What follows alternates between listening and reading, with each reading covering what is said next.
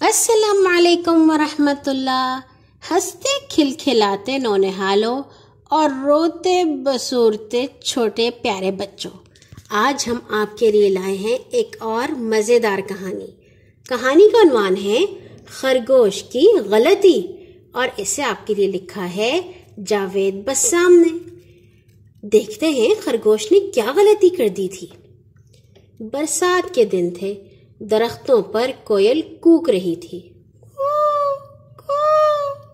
خرگوش نے بھیڑیے کے کھیت پر ڈاکہ ڈالا اور تھیلا بھر رس بھری گاجریں چرانے میں کامیاب ہوا۔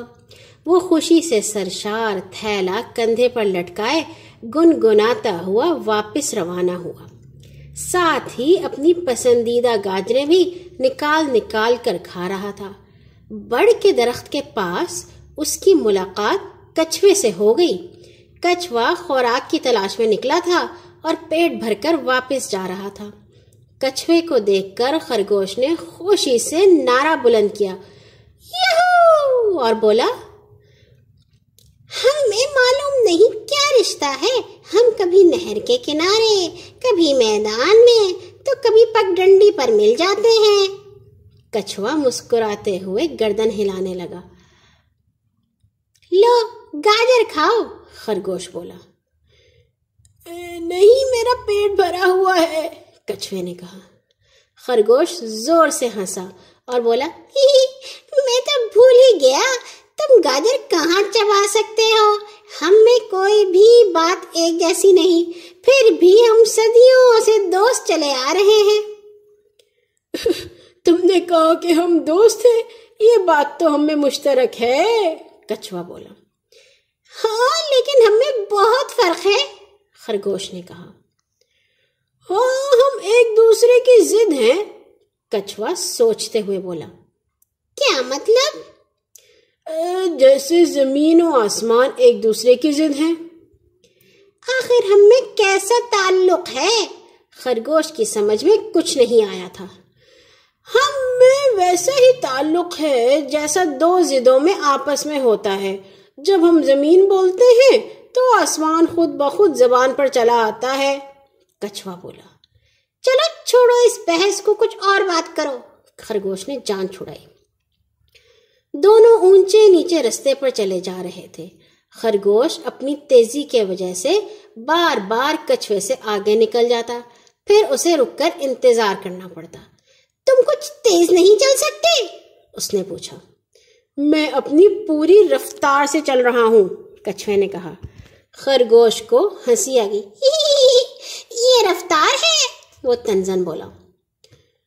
تمہاری سست رفتاری کی سب سے بڑی وجہ یہ بے ہنگم عجیب سا کشکول جیسا خول ہے۔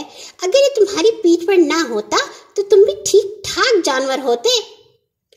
اللہ نے مجھے ایسا ہی بنایا ہے، یہ خول مجھے بہت سی مصیبتوں سے بچاتا ہے اور میں اللہ کا شکر ادا کرتا ہوں، اور تم کیوں میری وجہ سے رکتے ہو؟ تم جاؤ، میں آ جاؤں گا، کچھوے نے غصے پر قابو پاتے ہوئے کہا۔ اب ہم مل گئے ہیں تو ساتھ ہی چلیں گے، آخر ہم دوست ہیں، خرگوش گاجر چباتے ہوئے بولا۔ پھر اس نے آدھی کھائی ہوئی گاجر جھاڑیوں میں اچھال دی۔ کچھوا بہت دیر سے یہ محسوس کر رہا تھا کہ خرگوش تھوڑی سی گاجر کھا کر پھینک دیتا ہے۔ یہ تم رزق کو ضائع کر رہے ہو، تمہیں گاجر پوری کھانی چاہیے، کچھوے نے کہا۔ پرواہ نہیں، گاجریں بہت ہیں، جو زیادہ مزیدار ہوتی ہیں وہ تو میں پوری کھاتا ہوں، خرگوش بولا۔ وہ کچھ دور تک خاموشی سے چلتے رہے، لیکن جب خرگوش نے ایک اور گاجر اسی طرح پھینکی تو کچھوا غصے سے چلا اٹھا۔ تمہیں اس طرح رزق کی بے قدری نہیں کرنی چاہیے، ایک تو چوری کرتے ہو، پھر اسے پھینکتے پھرتے ہو۔ اگر تم بھیڑیے سے کچھ گاجریں مانگتے تو وہ ضرور دے دیتا، انکار تو نہ کرتا۔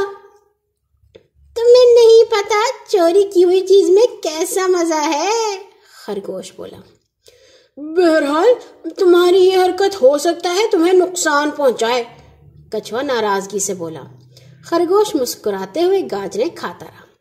دونوں چلتے رہے، وہ پہاڑی کے دامن سے، جھاڑیوں کے درمیان سے اور درختوں کی چھاؤں میں سے گزرے۔ آخر خرگوش کا علاقہ آ گیا۔ ایک سرسبز میدان میں جگہ جگہ بل نظر آ رہے تھے۔ کچھوے نے اسے خدا حافظ کہا اور آگے چل دیا۔ ابھی وہ تھوڑا ہی دور گیا تھا کہ اسے خرگوش کی چیخ سنائی دی۔ وہ چونک کر پلٹا تو یہ دیکھ کر حیران رہ گیا کہ خرگوش بھیڑیے کی مضبوط گرفت میں پھنسا ہوا ہے۔ بھیڑیے نے اسے دونوں کانوں سے پکڑ رکھا تھا اور وہ بے بسی سے لٹ کر ٹانگیں چلا رہا تھا۔ بہت سے جانور ان کے گرد جمع ہو گئے۔ بھیڑیا بہت غصے میں تھا۔ وہ بولا، جب میں کھیت میں پہنچا تو اسے اجڑا دیکھ کر غمزدہ ہو گیا۔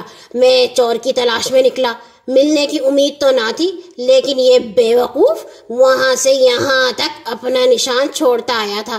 آدھی کھائی گاجریں مجھے یہاں تک لے آئیں، دیکھو میں اسے کیسی سزا دیتا ہوں۔ وہ ایک درخت کی طرف بڑھا، پھر اس نے ایک پتلی شاخ سے خرگوش کے کان باندھ دیے۔ خرگوش چلاتے ہوئے ٹانگیں چلا رہا تھا۔ 2 دن خرگوش شاخ سے بندھا رہا۔ بھیڑیا اس کے آس پاس ہی نگرانی کے لیے موجود رہا۔ کچھوا بھی ایک طرف خاموشی سے بیٹھا ہوا تھا۔ آخر 2 دن بعد بھیڑیے نے اسے کھول دیا۔ خرگوش سر جھکائے اپنے گھر کی طرف چلا۔ اس میں کچھوے سے نظر ملانے کی ہمت نہ تھی۔ اس کے کھڑے کان اس وقت دونوں طرف گر گئے تھے۔ کچھوا گردن ہلاتا اس کے پیچھے آ رہا تھا۔ اس نے محسوس کیا کہ خرگوش کے کان پہلے سے زیادہ لمبے ہو گئے ہیں۔ خرگوش کی ایک چھوٹی سی غلطی نے اس کے کانوں کو اتنا لمبا کر دیا تھا۔ اچھے بچوں، کل آئیں گے ایک نئی کہانی کے ساتھ۔ اللہ آپ کو ہمیشہ ہنستا رکھے۔ اللہ حافظ۔